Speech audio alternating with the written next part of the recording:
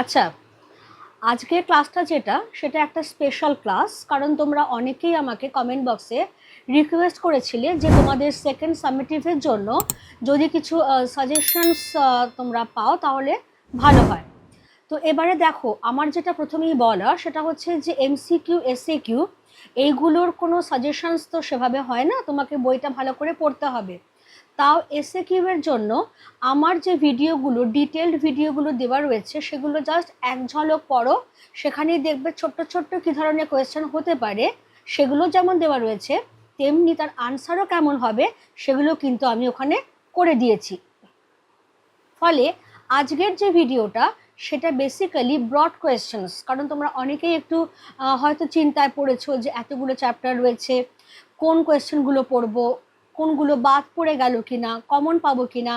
ফলে আমি এমনভাবেই সাজেস্টিভ পেপারটা সেট করেছি যেখান থেকে তোমরা কমন তো অতি অবশ্যই পাবে।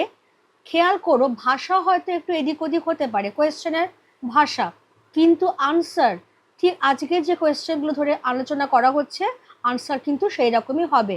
কাজেই প্রথম এবং প্রধান কথাই হলো, ভয় পেও না, ঘাবড়ে যেও না, আজকের আলোচনাটা খুব মন দিয়ে দেখো আর শোনো।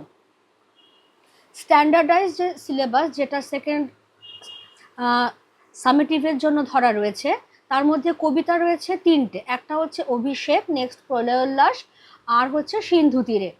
আর গদ্যের মধ্যে রয়েছে দুটো, একটা হচ্ছে পথের দাবি, সেকেন্ড হচ্ছে অদল বদল। নাট্যাংশ রয়েছে একটা, সিরাজউদ্দৌলা, কোনির কিছুটা পাঠ রয়েছে, সংলাপ আর প্রতিবেদন রয়েছে। গ্রামারটা আমি এ কারণেই গেলাম না, কারণ গ্রামার থেকে কিন্তু কোনো 5 মার্কসের কোয়েশ্চেন আসে না। এবার অভিষেক থেকে আমরা কোনগুলো খুব ভালো করে পড়ব।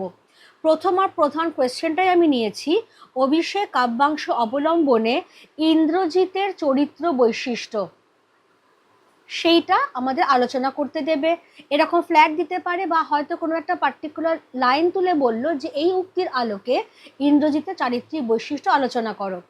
ইন্দ্রজিতের চরিত্রে আমরা কি কি বৈশিষ্ট্য পাচ্ছি, প্রথমেই আমাদের কিন্তু একটা ইন্ট্রো পার্ট করে নিতে হবে যে ইন্দ্রজিৎ কে ছিলেন, সেজন্যই পরিচয় অংশটা এখানে দিয়ে দিতে হবে।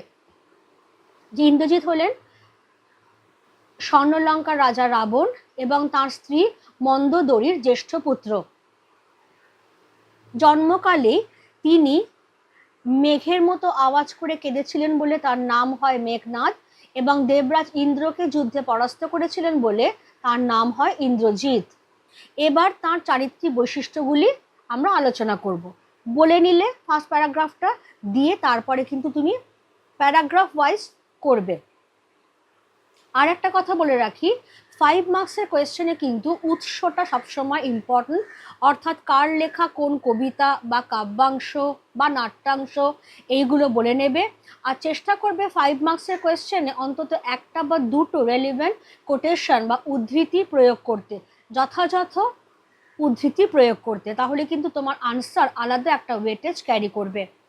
এবারে প্রথম পয়েন্টটাই হচ্ছে ইন্দ্রজিতের চরিত্রের বৈশিষ্ট্যের মধ্যে তিনি বীর শ্রেষ্ঠ, তাকে বলাই হচ্ছে তিনি বীর চূড়ামণি, রাক্ষস কুলশেখর, রাক্ষস কুলভরসা। তিনি বীর শ্রেষ্ঠ বলেই রামচন্দ্রকে ইতিপূর্বে তিনি দুবার রাত্রিকালীন যুদ্ধে পরাস্ত এবং নিহত করেছেন। এই পয়েন্টগুলো এটার মধ্যে আসবে। নেক্সট হচ্ছে বিনয়ী ও শ্রদ্ধাশীল, সেটা আমরা কোথা থেকে পাচ্ছি, যখন তিনি রামচন্দ্রকে দুবার বধ করবার পর ভেবে নিয়েছেন যুদ্ধ শেষ হয়ে গেছে, নিজের প্রমোদ কাননে তিনি বিলাস ব্যাসনে রত, তখন দেবী লক্ষ্মী যখন তার ধাইমা প্রবাসা রাক্ষসী ছদ্মবেশে এসেছেন, তখন কিন্তু ইন্দ্রজিৎ অহংকার দেখিয়ে বসে থাকেননি, তিনি স্বর্ণ সিংহাসন ত্যাগ করে উঠে দাঁড়িয়েছেন, ধাইমার চরণে প্রণাম নিবেদন করেছেন এবং নিজেকে তার ভৃত্য হিসেবে অভিহিত করেছেন। এর মধ্যে দিয়েই তার বিনয়ের ভাব, তার যে শ্রদ্ধাশীলতা, বড়দের প্রতি যে সম্মান জানানো, এইগুলোর পরিচয় আমরা পাচ্ছি। 3 নম্বর হচ্ছে আত্মসমালোচনাকারী। ইন্দ্রজিৎ কিন্তু আত্মসমালোচনায় ভীত নন। যখন তিনি জানছেন যে শত্রু সৈন্য স্বর্ণলঙ্কা ঘিরে ফেলেছে আর তিনি বামাদল মাঝি বিলাসবাসনে রত, তখন তিনি গম্ভীর স্বরে হাধিক মোরে কথাটা বলছেন। কেমন? এবার হচ্ছে ভ্রাতৃপ্রেম। কোত্থেকে পাচ্ছি, অনুজ বীরবাহুর করুণ পরিণতির কথা শুনে তিনি স্থির থাকতে পারেননি, তিনি যেমন অবাক হয়েছেন, বিস্মিত হয়েছেন, তেমনি গভীরভাবে শোকপ্রাপ্ত হয়েছেন এবং ধাইমাকে জিজ্ঞাসা করেছেন যে কে বধিলু কবে প্রিয়ানুজে। এই জায়গাটা পত্নী প্রেম। যখন তিনি স্বর্ণলঙ্কাকে বিপদ থেকে উদ্ধার করবার জন্য রথে আরোহণ করতে যাবেন, তখনই তার স্ত্রী সুন্দরী প্রমীলা সেখানে এসে হাজির হচ্ছেন, তার স্বামীর হাত দুটি ধরছেন এবং তাকেও সঙ্গে করে নিয়ে যাবার কাতর অনুরোধ করছেন। তখন ইন্দ্রজিৎ তাকে বলছেন যে ইন্দ্রজিৎকে প্রেমের বন্ধনে বেঁধে প্রমীলা তাকে চিরকালের জন্যই বন্দী বানিয়েছেন। তাদের মধ্যে যে সুদৃঢ় সম্পর্কের বাঁধন, কেউই সেই বাঁধন কাটতে পারবে না। তিনি রামচন্দ্রকে বধ করে আবার তার কাছেই ফিরে আসবেন। ফলে তিনি যে একজন প্রকৃত স্বামী, নিজের কর্তব্য দায়িত্ব সম্পর্কে সচেতন, পত্নীর প্রতি যে ভালোবাসা, এগুলো কিন্তু আমরা পাচ্ছি। নেক্সট হলো পিতার প্রতি শ্রদ্ধা। এটা কোন জায়গাটা? যখন তিনি স্বর্ণলঙ্কায় এসে পৌঁছলেন, তখন পিতার চরণে প্রণাম নিবেদন করছেন এবং যখন তিনি দেখছেন যে তার পিতা কিছুটা অসহায় বোধ করছেন, তখন তাকে সাহস জুগিয়ে বলছেন যে কি ছাড় সে নর। রামচন্দ্রকে বলছেন যে কি ছাড়, যে তারে ডরাও আপনি রাজেন্দ্র, রাজেন্দ্র বলে সম্বোধন করছেন এবং বলছেন যে ভৃত্যের মতো পুত্র ইন্দ্রজিৎ জীবিত থাকতে যদি পিতা রাবণ যুদ্ধে যান, তাহলে সেই কলঙ্ক দেশ দেশান্তরে রটে যাবে। ইন্দ্রজিৎ তার এই দুর্নামের কারণে তিনি ইন্দ্রের কাছে হাসির পাত্র হবেন, তার ইষ্ট দেবতা অগ্নি তার প্রতি রুষ্ট হবেন। সুতরাং রাবণ রাজা যেন তাকে আর একবার রামচন্দ্রের বিরুদ্ধে যুদ্ধে যাবার অনুমতি দান করেন। স্বদেশের স্বাধীনতা ও মর্যাদা রক্ষায় অতন্দ্র প্রহরী, অর্থাৎ এমন একটা মানুষ বারবার যাকে এই কাল সমরে পাঠাতে রাবণের মন সায় দেয় না, যে আজকে হয়তো বিধাতা বিরূপ বলেই তার এই অবস্থা, কিন্তু তা সত্ত্বেও ইন্দ্রজিৎ সবসময় তার পিতার পাশে রয়েছেন, স্বদেশের পাশে রয়েছেন এবং নিজের কর্তব্য না ভুলে গিয়ে বারবার তিনি যুদ্ধে যাত্রা করছেন। ফলে এই মানুষটাকে আমরা বলতেই পারি যে যিনি স্বদেশের স্বাধীনতা এবং মর্যাদা রক্ষায় একজন অতন্দ্র প্রহরী, যার চোখে নিদ্রা নেই। আর সেই কারণেই মাইকেল মধুসূদনের কাছে ইন্দ্রজিৎই হচ্ছেন তার ফেভারিট হিরো। কেমন? এইভাবে আনসারটাকে সাজাবে। নেক্সট কোয়েশ্চেন নাম্বার 2 দেখো, নমি পুত্র পিতার চরণে করজোড়ে কহিলা। পিতা ও পুত্রের পরিচয় দাও। 1 মার্ক রয়েছে। পিতা ও পুত্রের কথোপকথন যথাযথ উদ্ধৃতি সহ লেখো। এই জায়গাটা এইভাবেই আসে, মাধ্যমিকেও এইভাবেই আসে। তাহলে পিতা ও পুত্রের পরিচয় দাও। পিতা বলতে স্বর্ণলঙ্কার রাজা দশানন রাবণ এবং পুত্র হচ্ছেন তার জ্যেষ্ঠ পুত্র ইন্দ্রজিৎ। হয়ে গেল। আর আমি তো প্রথমে বলেই দিয়েছি যে উৎস সবেতেই উল্লেখ করবে, আমি কিন্তু আর বারবার বলছি না সেটা। এবার পিতা ও পুত্রের কথোপকথন একটু ছোট্ট করে প্রসঙ্গ ধরাবে যে ধাইমা প্রভাষা রাক্ষসীর কাছে স্বর্ণলঙ্কা দুরবস্থার কথা শুনে ইন্দ্রজিৎ রথে চড়ে দ্রুত স্বর্ণলঙ্কায় এসে উপস্থিত হলেন। তারপর পিতাকে জিজ্ঞাসা করছেন যে তিনি নাকি শুনেছেন রামচন্দ্র মারা গিয়ে আবার বেঁচে উঠেছেন। এই মায়ার কিছুই তিনি বুঝে উঠতে পারছেন না।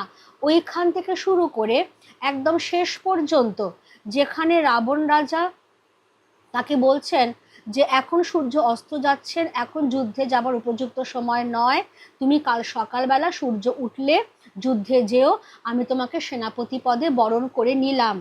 এই পর্যন্ত যাবতীয় যা কিছু উল্লেখ করবে সংক্ষেপেই দেবে, কারণ তোমার শব্দ সংখ্যা 150।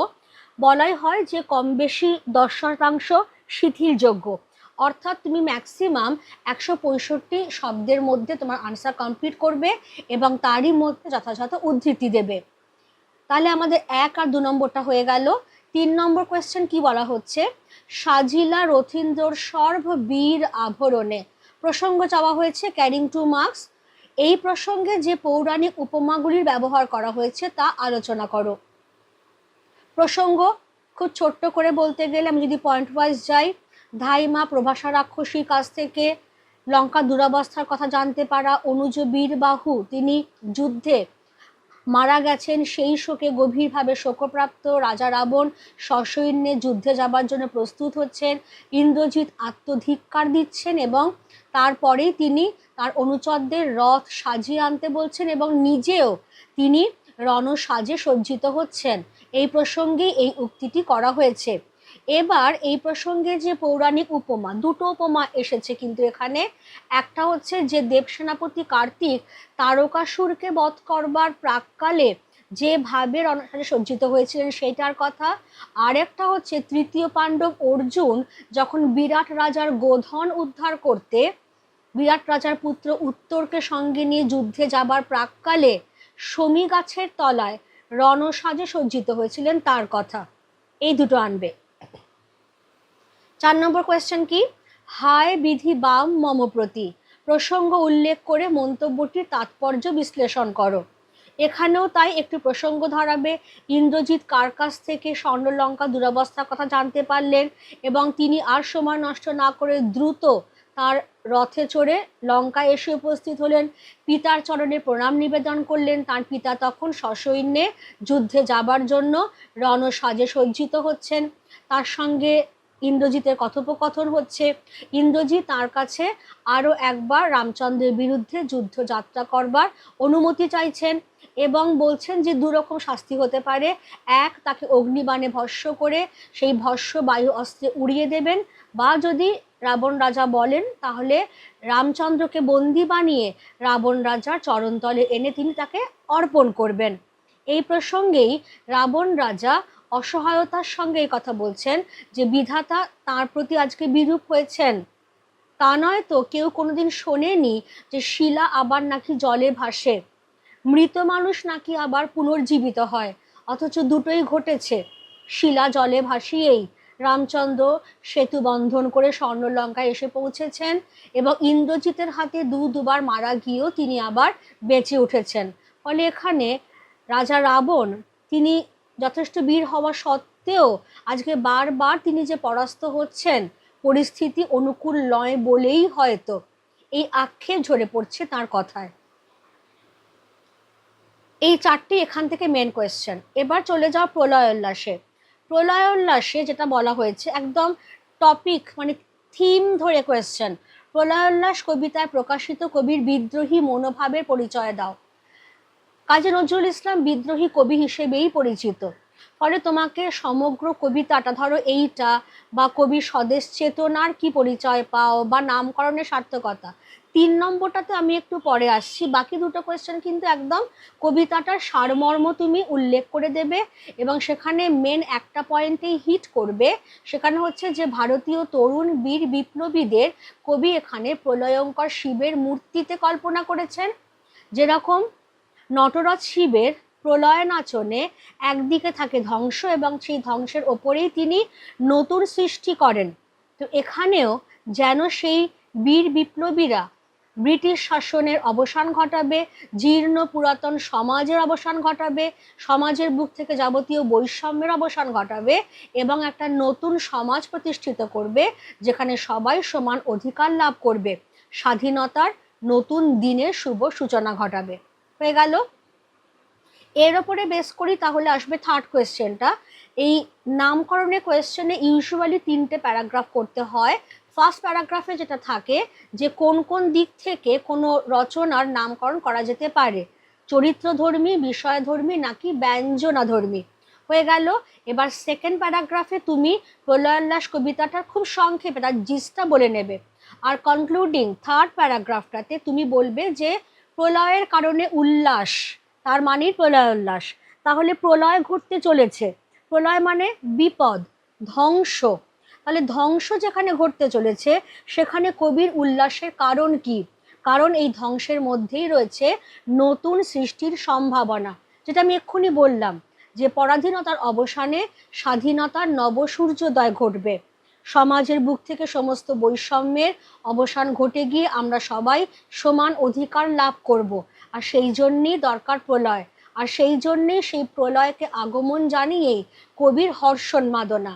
অর্থাৎ এখানে কিন্তু যে নামকরণটা ব্যঞ্জনাধর্মী, ঘটনাকে বেস করে আছে অবশ্যই, কিন্তু তার মধ্যে দিয়ে কবি যে ইঙ্গিতটা বহন করছেন সেই ইঙ্গিতটা কিন্তু আমার এখানে মেন। অতএব নামকরণ ব্যঞ্জনাধর্মী এবং সার্থক। চলে এসো সিন্ধু তীরে বলে যে কাব্যাংশটি আমাদের আছে, কারণ খেয়াল রাখতে হবে এটার মূল কাব্যের নাম হচ্ছে পদ্মাবতী। সিন্ধু তীরে পঞ্চকন্যা পাইলা চেতন। পঞ্চকন্যা কারা? 1 মার্ক রয়েছে। চিতরের রানী পদ্মাবতী এবং তার 4 প্রধানা সখী চন্দ্রপ্রভা, বিজয়া, রোহিণী, বিধুনলা। তারা কিভাবে চেতনা ফিরে পেলেন তা প্রসঙ্গ উল্লেখ করে বুঝিয়ে দাও। সামুদ্রিক বিপর্যয়ে তাদের ভেলা এসে ঠেকলো সমুদ্র বেষ্টিত এক দ্বীপভূমিতে, যেটা স্বর্গের মতোই সুন্দর। সেইখানেই ওপরের দিকে যে পর্বত, তার পাশে এক উদ্যান তৈরি করিয়েছেন সমুদ্র রাজকন্যা পদ্মা। সেই উদ্যানের মাঝখানে স্বর্ণ রত্নাদি খচিত প্রাসাদে তিনি সর্বক্ষণ থাকেন। একদিন সেই ভাঙা মান্দাস তাঁর চোখে পড়ল। মান্দাসের অচৈতন্য অবস্থায় পড়ে থাকা 5টি মেয়ে তার চোখে পড়ল, যার মধ্যে কেন্দ্রে যে মেয়েটি রয়েছে তার অপরূপ রূপলাবণ্য দেখে পদ্মা মুগ্ধ হচ্ছেন। তার সম্পূর্ণ সহানুভূতি সেই মেয়েটিকে ঘিরে, এবং তিনি ঈশ্বরের কাছে প্রার্থনা করছেন যে তার পিতার পুণ্য ফলে এবং নিজের ভাগ্য বলে যেন মেয়েটি চেতনা ফিরে আসে। যথাসাধ্য তিনি তাদের চিকিৎসা করবেন বলে সখীদেরকে নিয়ে তিনি তাদেরকে উদ্যানে নিয়ে গেলেন। তাদের ভিজে জামা কাপড় পরিবর্তন করে শুকনো পোশাক পরিধান করানো হলো। আগুনের তাপ দেওয়া হতে লাগলো গায়ে, হাতে, পায়ে, মাথায়, এবং সেই সঙ্গে চলতে লাগলো তন্ত্রমন্ত্র মহৌষধের প্রয়োগ। 4 দণ্ড এইভাবে নিরন্তর চিকিৎসার পরেই পঞ্চকন্যা চেতনা ফিরে পেলেন। হয়ে গেল। এবার 2 নম্বরে এসো, অতি মনোহর দেশ। কার লেখা কোন কবিতার অংশ? সবাই এটা পারছো। মনোহর দেশটির পরিচয় দাও। এখানে যেরকম প্রাকৃতিক শোভার কথাও বলতে হবে, খুব সুন্দর প্রাকৃতিক শোভা, পর্বতের কথা বলবে, সেই পর্বতে যে বিভিন্ন গাছগাছালি, ফুলের গাছ, ফলের গাছ সবকিছু রয়েছে সেগুলো বলবে।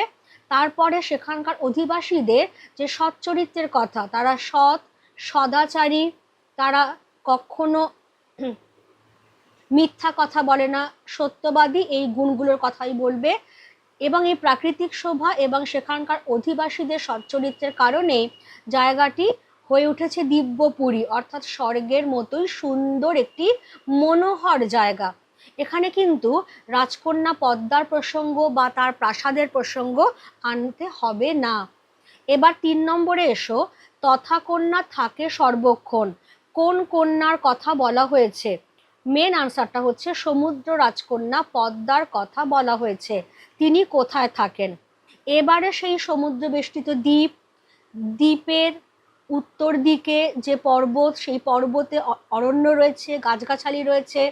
এবার সেই দ্বীপের যে মনোরম সৌন্দর্যে মুগ্ধ হয়ে পর্বতের পাশে একটা উদ্যান তৈরি করিয়েছেন, যে উদ্যানে বিভিন্ন ফুলের গাছ লাগিয়েছেন এবং ঔষধি গুণান্বিত বিভিন্ন ফলের গাছও লাগিয়েছেন। সেই উদ্যানের মাঝখানে স্বর্ণ রত্নাদি খচিত এক প্রাসাদ নির্মাণ করিয়েছেন, যার 6টা চারিদিকে ছড়িয়ে পড়ছে। সেইখানে সেই প্রাসাদে রাজকন্যা পদ্মা সবসময় থাকেন। তাহলে দ্বীপ, দ্বীপের উত্তর দিকে পর্বত, পর্বতের অরণ্য, পর্বতের পাশে উদ্যান, উদ্যানের মাঝখানে প্রাসাদ, সেই প্রাসাদে রাজকন্যা পদ্মার অবস্থান। এবার আমরা পরের কোয়েশ্চেনে চলে যাব। পরের কোয়েশ্চেন আবারও সেই সিন্ধু তীরে থেকেই। সেখানে কি বলা হচ্ছে দেখো, দেখিয়া রূপের কলা বিস্মিত হইল বালা। প্রসঙ্গ উল্লেখ করে অর্থ বুঝিয়ে দাও। এখানেও সেই তাই, ওই যে ভেলাটা যে ভেসে এলো সেইখান থেকে আরম্ভ করবে, এবং সমুদ্র রাজকন্যা পদ্মা ওই দ্বীপেই সবসময় থাকেন। শুধু রাত্রিবেলাটুকু তিনি তার পিতৃপুরীতে অতিবাহিত করেন নানান সুখে হাসি খেলায়। এই রকমই একটা রাত্রি অতিবাহিত হবার পর তিনি যখন ভোরবেলায় তার সখীদের সঙ্গে নিয়ে প্রাসাদে ফিরছেন, তখনই তার চোখে পড়ল যে সমুদ্র তীরে একটি ভেলা এসে ঠেকেছে। তার কৌতূহল উদ্রেক করলো। তিনি ভেলার কাছে গেলেন, গিয়ে তারপরে কি দেখলেন, দেখে মাঝখানের যে মেয়েটি, তার অপরূপ রূপলাবণ্য দেখে তিনি বিস্মিত হচ্ছেন। তার মনে হচ্ছে মেয়েটি যেন রূপে স্বর্গের অপ্সরা রম্ভাকেও জয় করতে পারে। তাহলে এখানে বালা মানে কিন্তু সমুদ্র রাজকন্যা পদ্মাকে বোঝানো হয়েছে, আর রূপের কলা অর্থাৎ রূপশোভা হচ্ছে চিতরের রানী পদ্মাবতীর। 5 নম্বর কোয়েশ্চেনে এসো। বিধি মোরে না করো নৈরাশ, কার কাছে কার এই প্রার্থনা? বিধাতার কাছে সমুদ্র রাজকন্যা পদ্মার এই প্রার্থনা। এরূপ প্রার্থনার কারণ কি? একই জিনিস ঘটবে, অর্থাৎ যখন সেই ভেলা এসে ঠেকছে সমুদ্র তীরে, রাজকন্যা পদ্মা রাত্রি অতিবাহিত করছেন তার পিতৃপুরীতে, যখন তিনি ভোরবেলায় ফিরছেন তার সখীদের সঙ্গে নিয়ে, সেই ভেলা তার চোখে পড়ছে, কৌতূহলের বশে তিনি সেখানে আসছেন, কাদেরকে দেখছেন, এবং মধ্যবর্তিনী যে মেয়েটি তার রূপশোভা তাকে মুগ্ধ করছে, তিনি ভাবছেন যে এই রূপের দিক থেকে স্বর্গের অপ্সরা রম্ভাকেও জয় করতে পারে, এ কোনো সাধারণ মেয়ে নয়, এ হয়তো স্বর্গের কোনো বিদ্যাধরী, ইন্দ্রের অভিশাপে স্বর্গভ্রষ্ট হয়ে অচৈতন্য অবস্থায় মাটিতে পড়েছে, যার ঠিকরে বেরিয়ে আসা চোখ, যার এলোমেলো বসন এবং যার এলোমেলো চুল, সব কিছুই এই সাক্ষ্যই দেয় যে সমুদ্র বিপর্যয়ের কারণেই আজকে তার এই কষ্ট। সুতরাং তার প্রতি সহানুভূতিশীল হয়ে পড়ছেন পরার্থপরায়ণা সমুদ্র রাজকন্যা পদ্মা, এবং তিনি বিধাতার কাছে প্রার্থনা করছেন যে এর তো এখনো সামান্য কিছু শ্বাস অবশিষ্ট আছে, কাজেই পিতার পুণ্যের ফলে এবং আমার ভাগ্যের বলে যেন এর চেতনা ফিরে আসে, তুমি আমাকে নিরাশ করো না। হয়ে গেল। এবার চলে এসো পথের দাবি। বাবুটির স্বাস্থ্য গেছে, মানে এই কোয়েশ্চেনটা আসে না এমন নয়, বাবুটির স্বাস্থ্য গেছে কিন্তু শখ 16 আনাই বজায় আছে। বাবুটিকে, বাবুটি হচ্ছে পলিটিক্যাল সাসপেক্ট সব্যসাচী মল্লিক সন্দেহে ধৃত গিরিশ মহাপাত্র। তার স্বাস্থ্য এবং শখ, স্বাস্থ্যটা বলবে ভগ্ন স্বাস্থ্য, কাস্তে কাস্তে আসছে, বয়স 30-32-এর বেশি নয়, অত্যন্ত ফর্সা রং, যেন রোদে পুড়ে তামাটে হয়ে গেছে, খুব রোগা চেহারা, চোখের দৃষ্টি এখানে আসবে না। এবার শখের পরিচয় পুরো একটা প্যারাগ্রাফই দেওয়া রয়েছে, যে তার চুল থেকে শুরু করে, তার পাঞ্জাবি থেকে শুরু করে, তার বুক পকেটে যে বাঘ আঁকা রুমালে কিছু অংশ দেখা যাচ্ছে, উত্তরীয় আছে না নেই, পরনে কি রয়েছে, তার পামশুটা কেমন, হাতে একগাছা হরিণের শিঙের হাতল দেওয়া বেতের ছড়ি, এবং কদিনে জাহাজের ধকলে সমস্তই যেন নোংরা হয়ে গেছে কিছুটা, এই পর্যন্ত আনতে হবে পুরো। এবার নেক্সট নাম্বার 2, নিমাইবাবুর সম্মুখে হাজির করা হইল। কাকে নিমাইবাবুর সামনে হাজির করা হলো? আনসার সেম থাকছে, পলিটিক্যাল সাসপেক্ট সব্যসাচী মল্লিক সন্দেহে ধৃত গিরিশ মহাপাত্রকে নিমাইবাবুর সামনে হাজির করা হলো। এর পরের ঘটনা চেয়েছে, এখানে কিন্তু আর ওই সাজ পোশাক এগুলো কিছু না, সেই লোকটা কাস্তে কাস্তে এলো, অত্যন্ত রোগা এবং তার বয়স 30-32-এর বেশি নয়, খুব ফর্সা রং, যেন রোদে পুড়ে তামাটে হয়ে গেছে। তার বাক্স বিছানা ইত্যাদি পরীক্ষা করবার পর নিমাইবাবু তাকে কি কি জিজ্ঞাসা করলেন বলেই তুমি চলে যাবে গাঁজার কলকের প্রসঙ্গে। সেই গাঁজার কলকে নিয়ে যখন নিমাইবাবু পরিষ্কার বলছেন তুমি গাঁজা খাও, সে অস্বীকার করছে বারবার, সে গাঁজা খায় না, যদি কারোর কাজে লাগে তবেই সে পকেটে রেখেছে, বন্ধুরা তৈরি করে দিতে বলে তৈরি করে দেয়, নয়তো নিজে খায় না। সেই নিয়ে জগদীশবাবুর যে রাগ সেইটা বলছো, এবং তারপরে মানে এতটাই সে উত্ত্যক্ত করে তুলেছে যে নিমাইবাবু তাকে ছেড়ে দিচ্ছেন এবং জগদীশবাবুও ছেড়ে দিতে বলছেন, কারণ তার মাথা থেকে উৎকট লেবুর তেলের গন্ধে থানা শুদ্ধ লোকের মাথা ধরে গেছে, তাকে ছেড়ে দেওয়া হচ্ছে। অপূর্ব যখন থানা থেকে বেরিয়ে আসছে, পেছন পেছন গুটি গুটি ধীর মন্থর পদে গিরিশ মহাপাত্র তার ভাঙা টিনের তোরঙ্গ এবং ময়লা বিছানা গুটিয়ে সেও বেরিয়ে আসছে। কেমন? 3 নম্বর কোয়েশ্চেনে যাও। গুণহাস ধরাই যে এদের কাজ, প্রসঙ্গ উল্লেখ করে মন্তব্যটি তাৎপর্য বিশ্লেষণ করো। প্রসঙ্গটা কি আসবে, উৎস তো উল্লেখ করছোই, সেখানে তারপরে বলবে যে অফিসে অপূর্ব এবং তার সহকর্মী রামদাস তলওয়ারকর যখন একসঙ্গে জলযোগ সারছিল, তখন অপূর্ব তার বাড়িতে হয়ে যাওয়া চুরির কথা বলে এবং থানাতে চুরির রিপোর্ট দায়ের করতে গিয়ে তার যে কি অভিজ্ঞতা হয়েছিল সেটাও সে বলে, এবং এই প্রসঙ্গেই বলে যে পুলিশের দলকে সেদিনকার মতো আহাম্মক হতে আর কেউ বোধহয় কখনো দেখেনি, অথচ গভর্নমেন্টে কত টাকায় না এরা বুনো হাঁসের পেছনে অনর্থক ছোটাছুটি করে অপব্যয় করছে। বুনো হাঁস বলতে তাহলে এখানে ভারতীয় বিপ্লবীদের বোঝানো হয়েছে। সেই প্রসঙ্গে রামদাস তলওয়ারকরের বক্তব্য হচ্ছে যে বুনো হাঁস ধরাই যে এদের কাজ, সেই জন্যই এরা গভর্নমেন্টের কাছ থেকে মাইনে পায়। আমার আপনার চোর ধরে দেবার জন্য এরা কিন্তু বসে নেই। যে বুনো হাঁস ধরা অত্যন্ত কঠিন, কারণ বুনো হাঁস খুব চতুর, বুনো হাঁস খুব বুদ্ধিমান, চট করে শিকারীর হাতে সে ধরা দেয় না। সেই রকম ভাবে ভারতীয় বিপ্লবীরাও খুব চতুরতার সঙ্গে, খুব বুদ্ধিমত্তার সঙ্গে ব্রিটিশ পুলিশের চোখ এড়িয়ে এড়িয়ে যাচ্ছে, আর তাদেরই পেছনে অনর্থক দৌড়াদৌড়ি করে সময় নষ্ট করছে এই ব্রিটিশ পুলিশ। এটাই হচ্ছে এই মন্তব্যটার অন্তর্নিহিত অর্থ।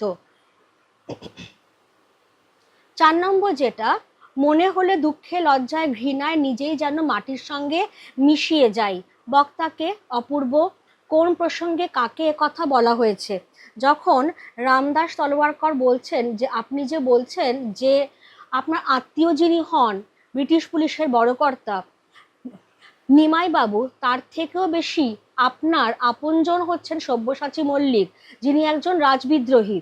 ব্রিটিশ শাসনাধীন ভারতবর্ষে বসে এই কথা বলার দুঃখ আছে। সেই প্রসঙ্গেই অপূর্ব তাকে এই কথাটি বলেছে। এবার কোন ঘটনার কথা? ওই যে স্টেশনে ফিরিঙ্গি যুবকেরা অপূর্বকে যে পদাঘাত করেছিল বিনা কারণে, সে তার প্রতিকার চাইতে গেলে সাহেব স্টেশন মাস্টার অপূর্বকে কেবল দেশি লোক বলেই দেশের স্টেশন থেকে কুকুরের মতো দূর করে দিয়েছিল। অপূর্বের এই অপমানে সেখানে উপস্থিত ভারতীয়রা কেউ অপমানিত বোধ করেনি, বরং পদাঘাতের চোটে তার যে হাড় পাঁজরা ভেঙে যায়নি তাতেই তারা যেন ভীষণ খুশি হয়ে গেছিল। অর্থাৎ দিনের পর দিন অপমানটা তাদের এমনই গা সওয়া হয়ে গেছে। এই কথা মনে হলেই দুঃখে লজ্জায় ঘৃণায় অপূর্বর মাটির সঙ্গে মিশে যেতে ইচ্ছে করে।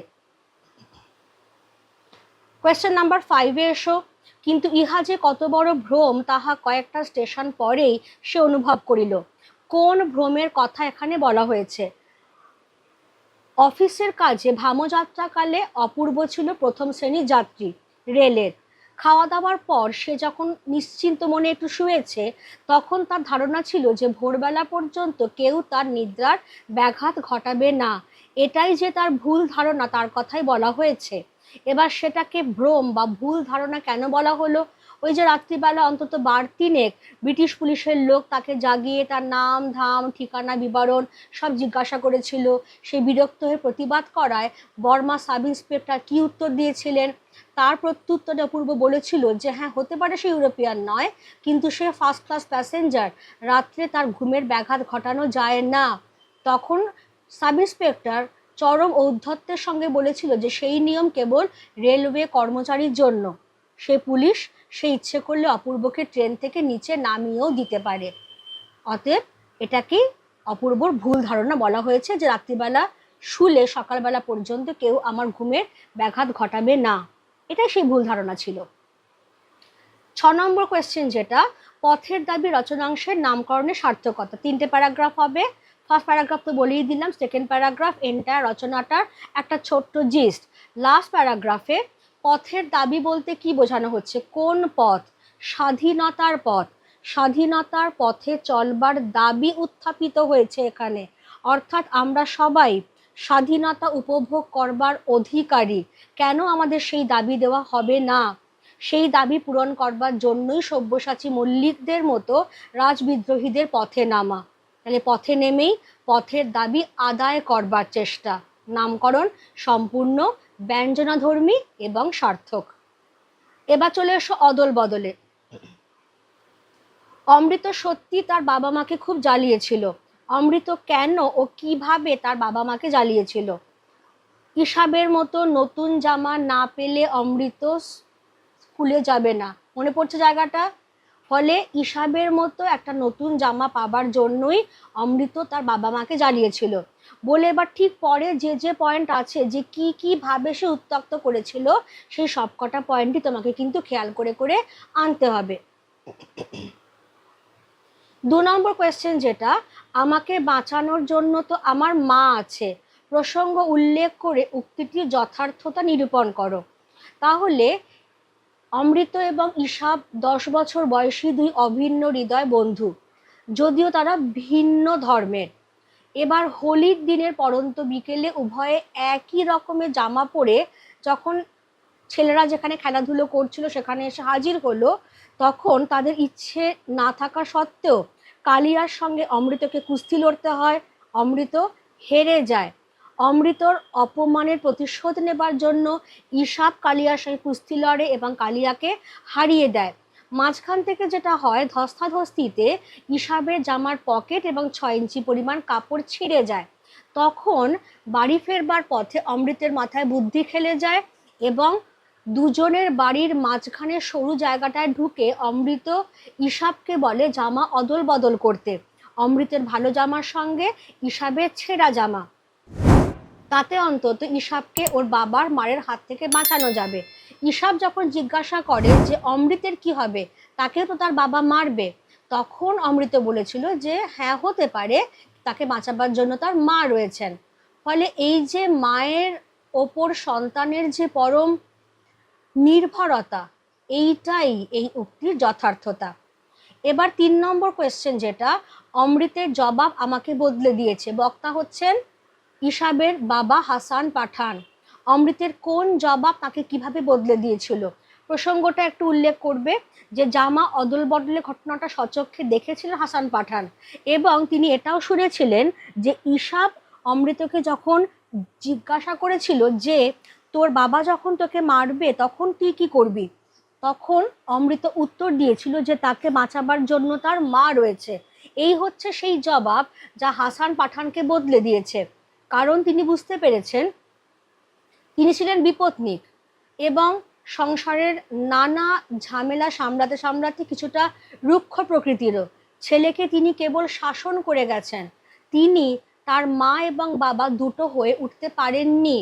অমৃতের মতো 10 বছর বয়সী একটি বালকের কাছ থেকে তিনি শিখেছেন যে তাকে ঈশাবের বাবা এবং মা দুটোই হতে হবে।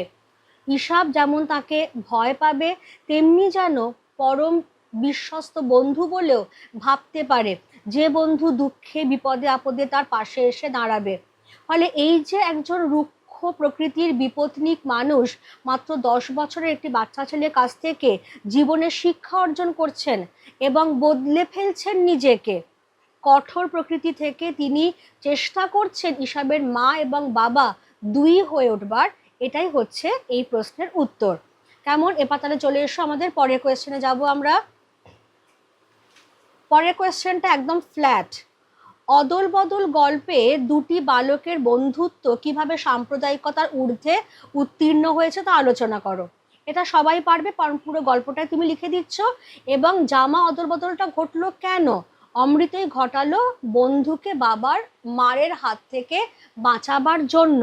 সুতরাং অমৃত এবং ঈশাবের ধর্ম হয়তো আলাদা, কিন্তু তাদের এই যে বন্ধুত্বটা সেটা একেবারে খাঁটি নিখাত বন্ধুত্ব, যা সকল ধর্মীয় সাম্প্রদায়িকতার ঊর্ধ্বে হলো। এবার চলে এসো সিরাজউদ্দৌলা। সিরাজউদ্দৌলা, এখানে প্রথম কোয়েশ্চেনটাই হচ্ছে নবাব সিরাজউদ্দৌলার চারিত্রিক বৈশিষ্ট্য। প্রথমে তার পরিচয় দিয়ে নেবে। তিনি আলীবর্দী খাঁর দৌহিত্র, তার ছোট মেয়ে আমিনা বেগমের পুত্র, বাংলা বিহার উড়িষ্যার শেষ স্বাধীন নবাব। হয়ে গেল পরিচয়। বিচক্ষণ, তিনি বিচক্ষণ বলেই জানেন যে তার আত্মীয় পরিজন থেকে শুরু করে সভাসদ মন্ত্রিমণ্ডলী সকলে ইস্ট ইন্ডিয়া কোম্পানির সঙ্গে যোগ দিয়েছে তাকে গদিচ্যুত করবার জন্য। বুদ্ধিমান বলেই তিনি সকলের সব শয়তানির খবর রাখেন এবং সেই জন্য যে চিঠিপত্র ইত্যাদি চালাচালি হয়েছে সব চিঠি কিন্তু তিনি তার কাছে জমা রেখেছেন, সেগুলো তিনি সব গুপ্তচর লাগিয়ে সংগ্রহ করে রেখেছেন।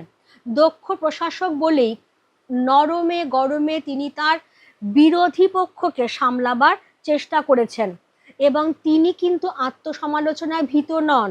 বলছেন যে বাংলার এই দুর্দিনে আমাকে ত্যাগ করবেন না, একবার আমরা যুদ্ধটা জিতে যাই, তারপর আপনারা আমার বিচারে বসবেন, সেদিন যে সাজা দেবেন আমি মাথা পেতে নেব। অন্যায় আমিও যেমন করেছি আপনারাও করেছেন, মানে যে আমিও যেমন করেছি আপনারা আমার অন্যায় যা সাজা দেবেন মাথা পেতে নেব, এইগুলোই হচ্ছে তার আত্মসমালোচনা। সাম্প্রদায়িক ভেদ বুদ্ধিহীন। তিনি বলছেন যে হিন্দু মুসলমানের মিলিত গুলবাগ এই বাংলা, আমি মুসলমান বলে আপনারা আমার প্রতি বিরূপ হবেন না, এই যুদ্ধে সাহায্য করুন, সকলে মিলে আমরা একসঙ্গে এই দুর্যোগপূর্ণ পরিস্থিতির মোকাবিলা করি। তিনি বলছেন যে বাংলা মা আজকে সুপ্ত সন্তান শিওরের কাছে বসে কাঁদছেন, কে তাকে ভরসা দেবে, কে তাকে আশা যোগাবে। এই কথাগুলো বলে তিনি তার সভাসদদের মধ্যে জাতীয়তাবোধ জাগিয়ে তোলবার চেষ্টা করছেন। নেক্সট হচ্ছে বিরূপ সমালোচনায় ক্ষতবিক্ষত।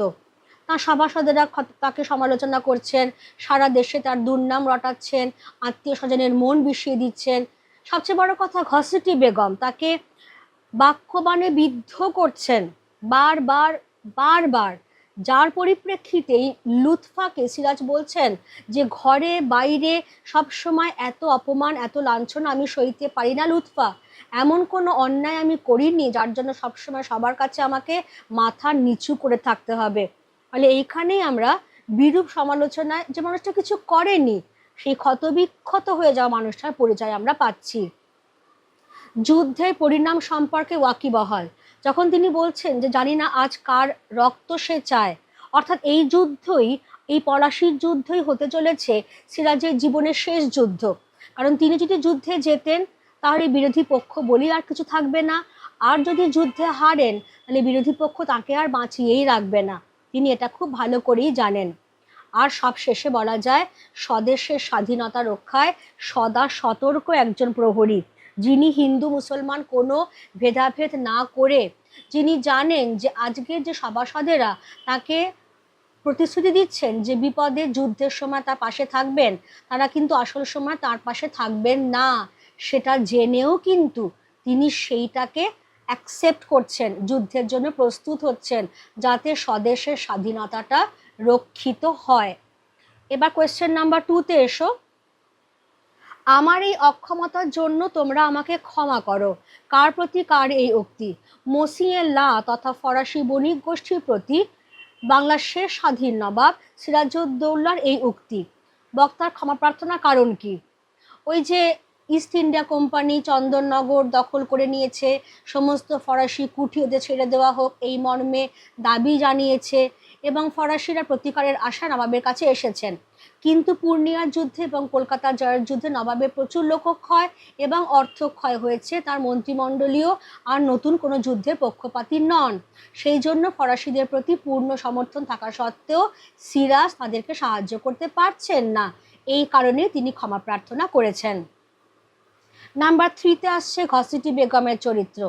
পরিচয় দিয়ে নেবে আগে। ঘসেটি বেগম সিরাজের সম্পর্কে মাসি হন, আলীবর্দী খাঁর বড় মেয়ে, ঈর্ষাপরায়ণা, স্বার্থপর, ষড়যন্ত্রকারী, এবং বিভিন্নভাবে তিনি সিরাজকে অভিশাপ দিচ্ছেন, লুৎফাকে অভিশাপ দিচ্ছেন, এই সকল বিষয়গুলো আসবে, কারণ তার একমাত্র লক্ষ্য ছিল বাংলার সিংহাসনে আসীন হওয়া, বাংলার সিংহাসন দখল করা। এবার 4 নম্বর কোয়েশ্চেন, যেটা পলাশী রাক্ষসী পলাশী, প্রসঙ্গ উল্লেখ করে মন্তব্যটি তাৎপর্য বিশ্লেষণ করো। বুঝতে পারছো প্রসঙ্গ কোন জায়গাটা আসবে, যেখানে যুদ্ধ এগিয়ে আসছে, সে যুদ্ধ সম্পর্কে সিরাজের বেগম লুৎফা একেবারেই ওয়াকিবহাল ছিলেন না, তাকে সে সম্পর্কে জানাচ্ছেন সিরাজ, এবং তারপরে বলছেন এককালে যে পলাশীর প্রান্তর পলাশ ফুলে রাঙা হয়ে থাকতো, আজও সেই কারণে হয়তো তার বুকে রক্তের তৃষ্ণা, জানি না আজ কার রক্ত সে চায়। কারণ কোনো যুদ্ধেরই অন্তিম পরিণতি কি হবে তা আগে থেকে কারোর পক্ষেই বলা সম্ভব নয়, আর পলাশীর যুদ্ধের পক্ষে তো নয়ই, কারণ সেখানে বিভিন্ন পক্ষ নিজেদের স্বার্থ সিদ্ধির জন্যই যুদ্ধে যোগ দিয়েছিল। কেউ চেয়েছিল মসনদ, কেউ চেয়েছিল পুরো বাণিজ্যের অধিকার, কেউ চেয়েছিল তার স্বার্থ রক্ষা করা।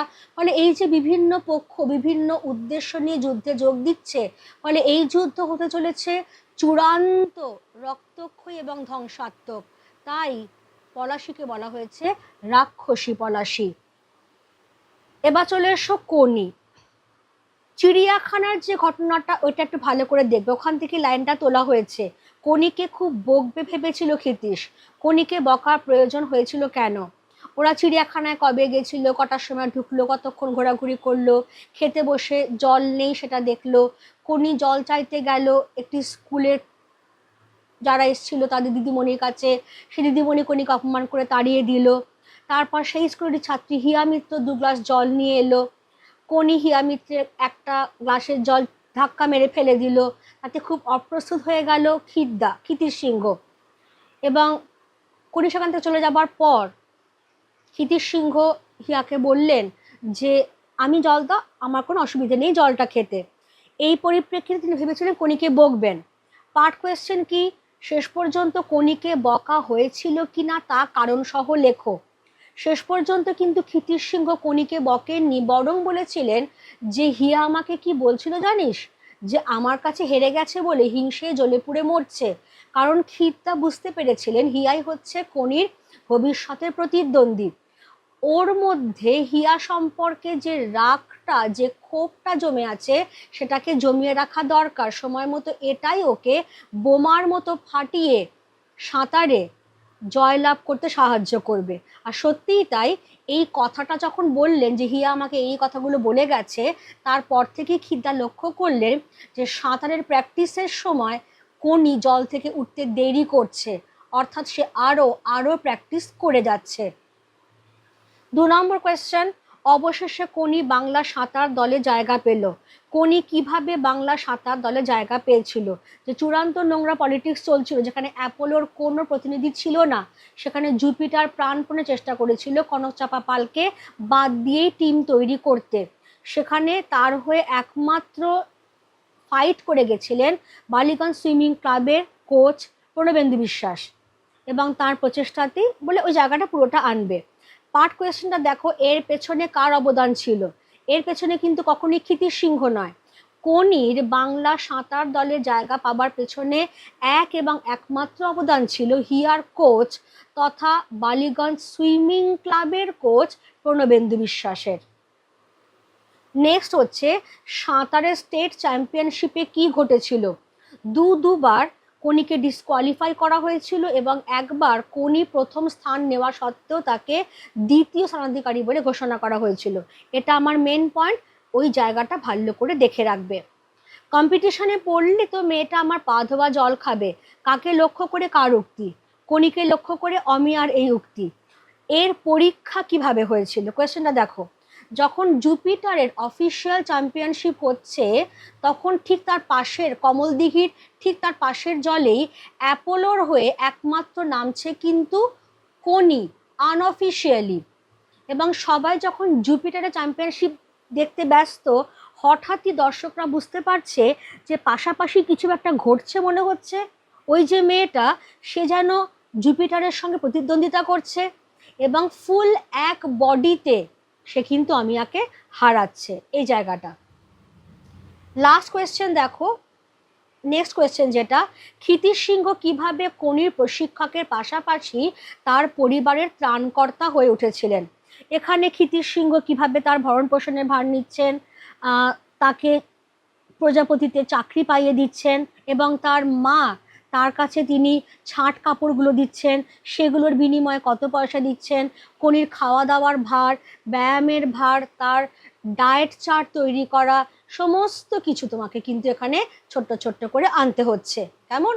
এবারে চলে এসো, আমরা তাহলে পরের কোয়েশ্চেনে চলে যাব, যেটা আমাদের কম্পোজিশন পার্ট। কম্পোজিশনের প্রিটেস্টে যেটা থাকে, সংলাপ আর প্রতিবেদনের মধ্যে অর দেওয়া হয়। সংলাপ কীরকম আসতে পারে? একটা সংলাপ তো খুবই আসতে পারে, সেটা হচ্ছে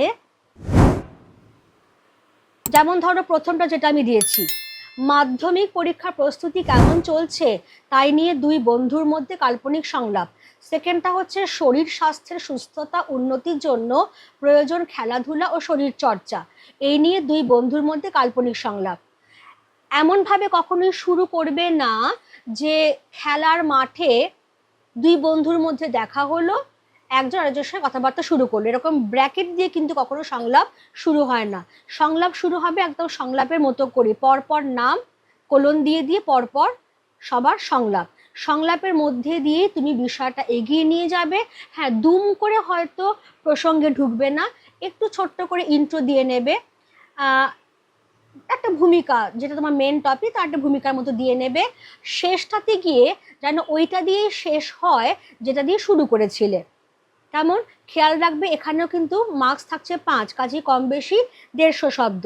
প্রত্যেকে যেন অন্তত দেখে নিও যে 6 থেকে 7টা করে সংলাপ থাকে, খুব দীর্ঘ দীর্ঘ সংলাপ ব্যবহার করবে না, আর আকর্ষক ভঙ্গিতে লিখবে, আর মান্য চলিত গদ্যে।